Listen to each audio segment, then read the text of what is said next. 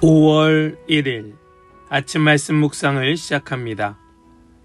오늘 우리에게 주시는 하나님의 말씀은 창세기 33장 1절로 20절까지의 말씀입니다. 창세기 33장 1절로 20절입니다. 야곱이 고개를 들어보니 에서가 장정 400명을 거느리고 오고 있었다. 야곱은 아이들을 레아와 라헬과 두 여종에게 나누어서 맡기고 두 여종과 그들에게서 난 아이들은 앞에 세우고 레아와 그에게서 난 아이들은 그 뒤에 세우고 라헬과 요셉은 맨 뒤에 세워서 따라오게 하였다. 야곱은 맨 앞으로 나가서 형에게로 가까이 가면서 7번이나 땅에 엎드려 절을 하였다. 그러자 에서가 달려와서 그를 끌어안았다. 에서는 두 팔을 벌려 야곱의 목을 끌어안고서 입을 맞추고 둘은 함께 울었다. 에서가 고개를 들어 여인들과 아이들을 보면서 물었다. 네가 데리고 온 이 사람들은 누구냐? 야곱이 대답하였다. 이것들은 하나님이 형님의 못난 아우에게 은혜로 주신 자식들입니다. 그러자 두 여종과 그들에게서 난 아이들이 앞으로 나와서 엎드려 절을 하였다. 다음에는 레아와 그에게서 난 아이들이 앞으로 나와서 엎드려 절을 하였다. 마지막으로 요셉과 라헬이 나와서 그들도 엎드려 절을 하였다. 에서가 물었다. 내가 오는 길에 만난 가축대는 모두 웬 것이냐? 야곱이 대답하였다. 형님께 은혜를 입고 싶어서 가지고 온 것입니다. 에서가 말하였다. 아우야, 나는 넉넉하다. 너의 것은 네가 가져라. 야곱이 말하였다. 아닙니다, 형님. 형님께서 저를 좋게 보시면 제가 드리는 이 선물을 받아주십시오. 형님께서 저를 이렇게 너그럽게 맞아주시니 형님의 얼굴을 뵙는 것이 하나님의 얼굴을 뵙는 듯 합니다. 하나님이 저에게 은혜를 베푸심으로 제가 가진 것도 이렇게 넉넉하게 되었습니다. 그러니 제가 형님께 가지고 온 이 선물을 기꺼이 받아주시기 바랍니다. 야곱이 간곡히 권함으로 에서는 그 선물을 받았다. 에서가 말하였다. 자, 이제 갈 길을 서두르자. 내가 앞장을 서마. 야곱이 그에게 말하였다. 형님께서도 아시다시피 아이들이 아직 어립니다. 또 저는 새끼 딸린 양떼와 소떼를 돌봐야 합니다. 하루만이라도 지나치게 빨리 몰고 가면 다 죽습니다. 형님께서는 이 아우보다 앞서서 떠나십시오. 그렇게 하시면 저는 앞에 가는 이 가축대와 아이들을 이끌고 그들의 걸음에 맞추어 천천히 세일로 가서 형님께 나아가겠습니다. 에서가 말하였다. 그렇다면 내가 나의 부하 며칠 너와 같이 가게 하겠다. 야곱이 말렸다. 그러실 것까지는 없습니다. 형님께서 저를 너그럽게 맞아 주신 것만으로도 만족합니다. 그날로 에서는 길을 떠나 세일로 돌아갔고 야곱은 숫곳으로 갔다. 거기에서 야곱은 자기들이 살 집과 짐승이 바람을 피할 우리를 지었다. 그래서 그곳 이름이 숫곳이 되었다. 야곱이 밧단 아람을 떠나 가나안 땅의 세겜성에 무사히 이르러서 그 성 앞에다가 장막을 쳤다. 야곱은 장막을 친 그 밭을 세겜의 아버지인 하몰의 아들들에게서 은 100냥을 주고 샀다. 야곱은 거기에서 제단을 쌓고 그 이름을 엘엘로헤 이스라엘이라고 하였다. 아멘. 살아계신 하나님의 말씀입니다. 아멘. 할렐루야. 오늘도 우리와 함께 하시며 우리에게 말씀 주시는 주님을 찬양합니다. 오늘 주시는 말씀 붙들고 우리 하나님과 더 친밀한 교제를 나누며 관계가 회복되고 삶이 기쁨으로 충만해지는 우리 모든 성도들의 복된 삶 되시기를 주님의 이름으로 간절히 축복합니다. 이제 야곱의 인생에서 가장 두려운 순간이 찾아옵니다. 20년 전 형 에서를 속이고 도망쳤던 야곱이 이제 다시 형을 마주해야 하는 상황입니다. 이 만남은 단순한 가족 상봉이 아니죠. 과거의 죄, 또 깨어진 관계, 해결되지 않은 감정, 이 모든 것들이 한꺼번에 터질 수 있는 자리였습니다. 그런데 중요한 것은 야곱은 이미 야복강에서 하나님을 만났다라는 사실입니다. 오늘 본문은 우리에게 중요한 질문을 던지고 있습니다. 하나님을 진짜로 만난 사람은 깨어진 관계를 어떻게 마주하고 있는가? 여러분들은 어떻게 하십니까? 여러분들은 깨어진 관계 속에 어떻게 마주 대하고 계십니까? 오늘 말씀, 우리 이 본문을 통하여 그 주님의 마음을 깊이 깨닫는 그런 우리 모든 성도들 되시기를 소망합니다. 먼저 본문은 하나님을 만난 사람은 두려움 속에서도 관계를 피하지 않는다라고 말씀합니다. 하나님을 만난 사람은 피하지 않습니다. 우리 말씀 1, 2, 3절의 말씀을 보면 이렇게 말씀하죠. 야곱이 고개를 들어보니 에서가 장정 400명을 거느리고 오고 있었다. 야곱은 아이들을 레아와 라헬과 두 여종에게 나누어서 맡기고 두 여종과 그들에게서 난 아이들은 앞에 세우고 레아와 그에게서 난 아이들은 그 뒤에 세우고 라헬과 요셉은 맨 뒤에 세워서 따라오게 하였다. 야곱은 맨 앞으로 나가서 형에게로 가까이 가면서 7번이나 땅에 엎드려 절을 하였다. 야곱은 여전히 두렵습니다. 에서가 400명을 이끌고 온다는 그 소식 자체가 너무나 큰 위협이었습니다. 그럼에도 불구하고 야곱은 이제 도망치지 않습니다. 지금 여기 두 여종과 그 자녀들, 또 레아와 그 자녀들, 라헬과 그 자녀를 뒤에 두고 야곱이 맨 앞으로 나가게 됩니다. 여기 이 3절에 야곱이 맨 앞으로 나갔다라는 말씀이 굉장히 상징적이죠. 과거에 야곱이었다면 어떻게 했겠습니까? 계산하고 숨고 속이고 도망했을 것입니다. 그러나 지금의 야곱은 다릅니다. 왜냐하면 그는 하나님 앞에 무너진 사람이었기 때문입니다. 하나님 앞에서 진짜로 낮아진 사람은 사람 앞에서도 낮아질 수 있는 겁니다. 우리는 종종 관계의 문제를 회피하거나 때론 정당화하거나 미루려고 합니다. 그 마음도 이해가 되지요.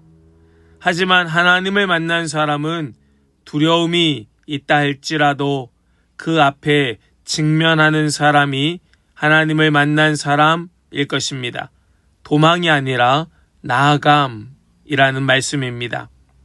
우리 모든 성도들 도망이 아니라 나아가는 자들 될 수 있기를 간절히 소망합니다. 두 번째로요. 하나님이 먼저 만지시면 사람의 마음은 바뀐다라는 걸 우리 말씀을 통하여 보게 됩니다. 하나님이 만지시면 마음이 바뀝니다. 우리 4절과 5절의 말씀을 먼저 보겠습니다. 그러자 에서가 달려와서 그를 끌어안았다. 에서는 두 팔을 벌려 야곱의 목을 끌어안고서 입을 맞추고 둘은 함께 울었다. 에서가 고개를 들어 여인들과 아이들을 보면서 물었다. 네가 데리고 온 이 사람들은 누구냐? 야곱이 대답하였다. 이것들은 하나님이 형님의 못난 아우에게 은혜로 주신 자식들입니다.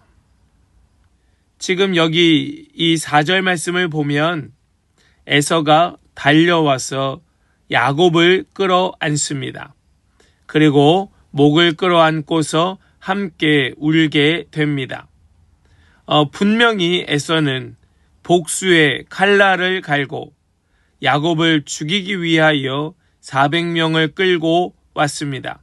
그러나 에서는 어떻게 그 마음이 녹아졌는지 지금 야곱을 끌어안고 울게 됩니다.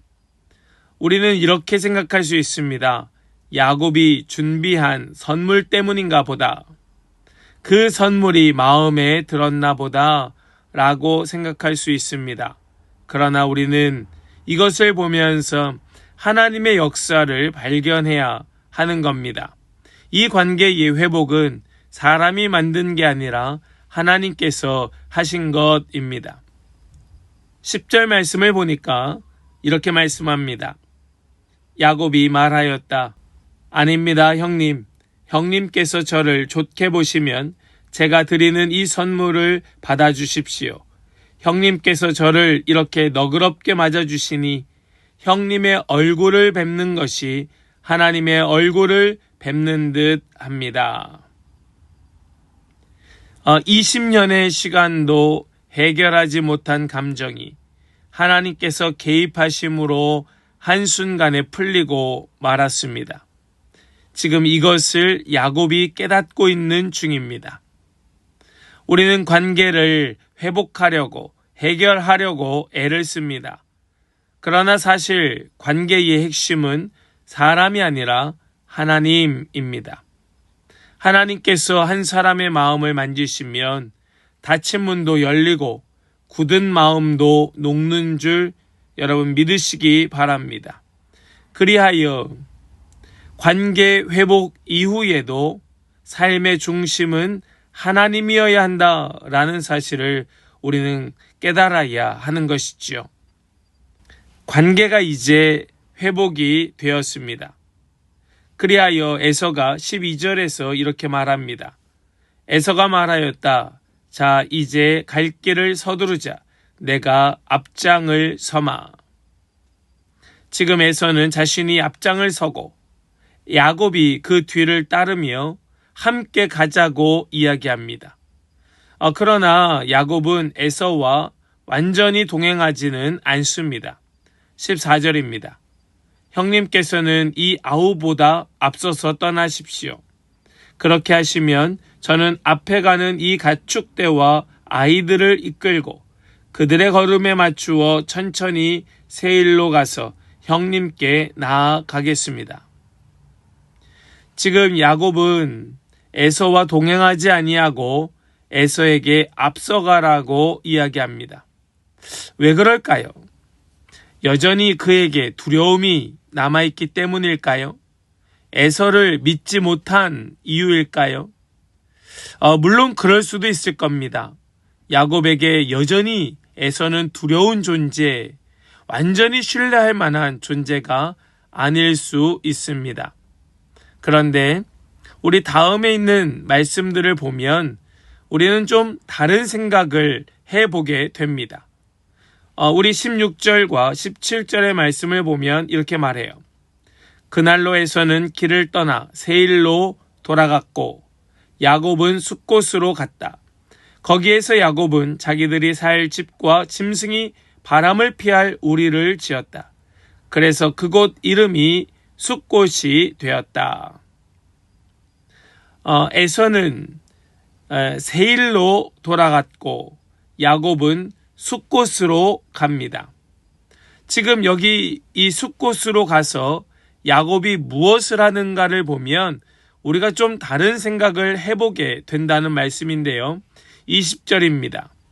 야곱은 거기에서 제단을 쌓고 그 이름을 엘엘로헤 이스라엘이라고 하였다. 여러분 이것이 중요한 말씀이죠. 야곱은 에서를 따라 세일로 가지 아니하고 그 길을 틀어서 숫곳으로 가서 거기에 제단을 쌓고 엘엘로헤 이스라엘이라고 부릅니다. 거기에 제단을 쌓았다는 것이 중요하지요. 야곱의 인생의 목표는 형과 화목하게 잘 지내는 것이 아니라 하나님 약속하신 이 땅으로 돌아와서 하나님과 함께 거하는 것, 하나님과 바르게 살아가는 것, 이것이 야곱의 인생의 목표, 그의 정체성이 된 것입니다. 그래서 여기 엘엘로헤 이스라엘이라는 이 말씀의 이 단어의 뜻은 하나님은 이스라엘의 하나님이라는 뜻입니다. 이스라엘이 누구입니까? 야곱의 바뀐 이름이죠. 야곱의 바뀐 이름 이스라엘, 하나님은 바로 이스라엘의 하나님이다 라고 부르게 됩니다. 이제야 완전히 이 하나님이 야곱의 하나님이 된 것입니다. 할아버지 아브라함의 하나님도 아니요, 아버지 이삭의 하나님도 아닌 바로 나의 하나님, 하나님은 이스라엘의 하나님이 되신 겁니다. 여러분, 관계의 회복의 목적이 무엇이겠습니까? 관계 회복의 목적은 그와 잘 지내는 것이 관계 회복의 목적이 아니라 하나님과의 관계의 원만함, 하나님과의 바른 삶, 이것이 회복의 목적이 되는 겁니다. 우리는 종종 관계가 풀리면 모든 것이 해결된 것처럼 생각합니다. 하지만 진짜 회복은 하나님 중심으로 돌아가는 삶이 되어야 하는 것입니다. 우리는 오늘 본문을 통하여서 몇 가지를 함께 나누면서 하나님을 만난 사람은 결코 피하지 않는다. 그리고 하나님이 만지시면 관계는 회복된다. 그래서 인생의 중심은 언제나 하나님이어야 된다라는 것을 함께 나누었습니다. 관계가 풀리는 것이 우리 인생의 목표가 아니라 하나님과 바르게 사는 것이 여러분들의, 우리의 목표가 될 수 있기를 간절히 소망합니다. 그때에 우리는 관계도 풀리게 되고 또 온전히 회복되게 될 줄을 믿습니다. 오늘 이 하루 하나님과 바르게 서는 모든 성도들 다 되시기를 주님의 이름으로 간절히 축원합니다. 아멘. 우리 이제 더 깊은 묵상으로 함께 나아가길 원합니다. 나는 지금 피하고 있는 관계가 있는가? 왜 피하고 있는가? 내가 해결하려고 붙잡고 있는 관계 문제 속에서 하나님을 얼마나 의지하고 있는가? 하나님께서 이미 회복시키신 관계를 내가 여전히 붙들고 있지는 않는가? 나의 삶의 중심은 관계인가 아니면 하나님인가? 우리 이러한 질문들을 우리 마음에 새기면서 우리 깊이 있게 함께 묵상으로 나아가길 원합니다. 함께 묵상으로 나아가겠습니다.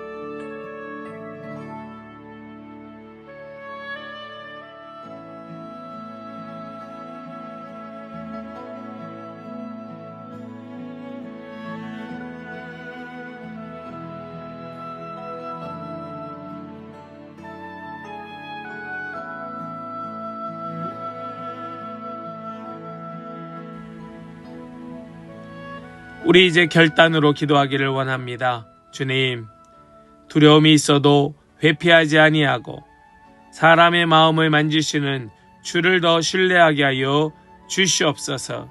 관계보다 하나님을 우선하는 삶을 살게 하여 주시고 회복 이후에도 하나님 중심의 삶을 살아가게 하여 주시옵소서. 우리 소망함을 가지고 함께 결단하며 기도하며 나아가겠습니다. 함께 기도합니다.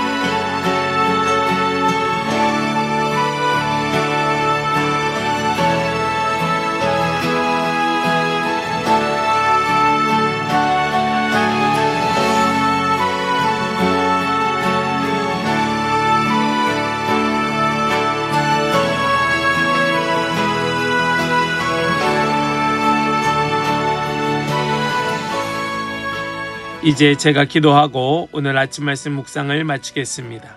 기도하겠습니다. 주님 감사합니다. 오늘 이 야곱의 삶을 통하여 우리 자신을 보게 하여 주시니 참 감사합니다. 우리는 관계 앞에서 두려워하고 상처 앞에서 도망치며 때로는 스스로 해결하려고 애를 쓰기도 합니다. 그러나 오늘 말씀을 통하여 진짜 회복은 하나님께 있음을 깨닫게 되었습니다. 주여, 우리로 하여금 도망치지 않게 하시고 하나님을 신뢰하며 나아가게 하여 주시고 사람의 마음을 만지시는 하나님의 손길을 보게 하여 주시옵소서. 관계가 회복된 이후에도 우리의 시선이 사람에게 머무는 것이 아니라 하나님께 향하게 하여 주시고 삶의 중심이 언제나 하나님 한 분만 되게 하여 주시옵소서. 믿고 의탁드리며 우리 주 예수 그리스도의 거룩하신 이름으로 기도하옵나이다. 아멘.